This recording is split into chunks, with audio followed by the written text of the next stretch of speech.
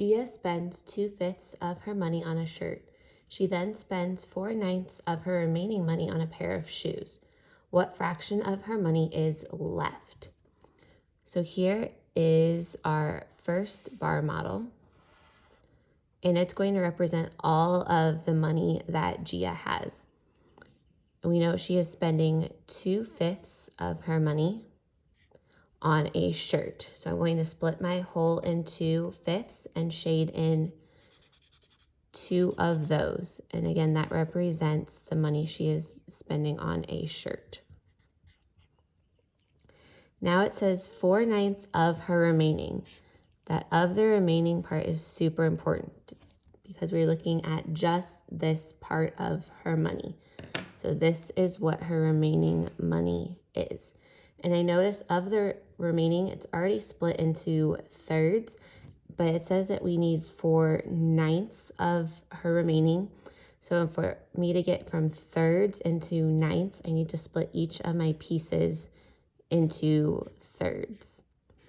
So now her remaining money is split up into ninths, but since I manipulated this part of my whole money, I need to also do that with my shirt money as well. So now instead of us saying that she spent 2/5 of her money on a shirt, we can figure out that she spent 1, 2, 3, 4, 5, 6 units. But then my whole is now split into 15ths. So she spent 6/15 of her money on a shirt.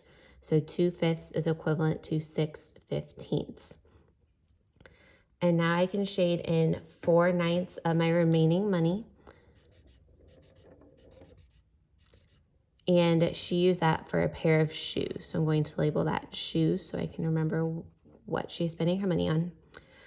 And my total for the shoes would be, again, 4 units.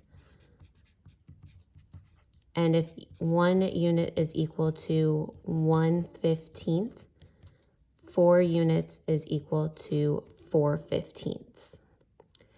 And now I need to figure out what fraction is left. So that is the part that I have not shaded in yet. And so I can count those units as 1, 2, 3, 4, 5. So 5 units is left.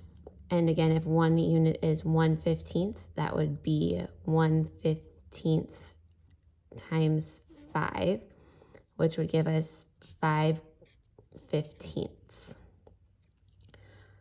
Here is another problem for us to work out. After I read it, pause the video and try solving it on your own. And then when you are ready, unpause it and see if you got the answer correct. Ben sells 7/12 of the pottery he made. Of the remaining pottery, 3/5 are vases and the rest are bowls. What fraction of all of the pottery is the unsold bowls? So again, here, I'll just highlight a few things. Remaining pottery is very important. Go ahead and pause the video, and when you are ready, unpause and check your work. So Ben sells 7/12 of the pottery he made. 12ths, I'm going to split my whole up into 4ths first, and then split each of those 4ths into thirds. So now my whole is equal to 12/12. He sells 7/12 of his pottery, so I'm going to shade in 7 of my 12ths.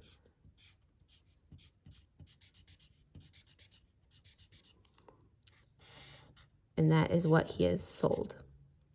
It says, of the remaining pottery, 3/5 are vases.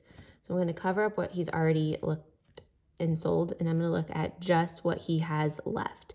So this is my remaining pottery that he has not sold. And of that, it says 3/5 are vases. Well, of my remaining, I look at that's already split up into fifths. So I just need to shade in 3 of those to show what are vases.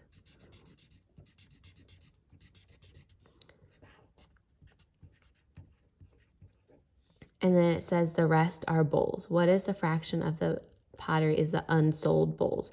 So we know everything over here in the remaining didn't get sold, and what is left was vases and bowls, and this is the unsold bowls, those last two groups there.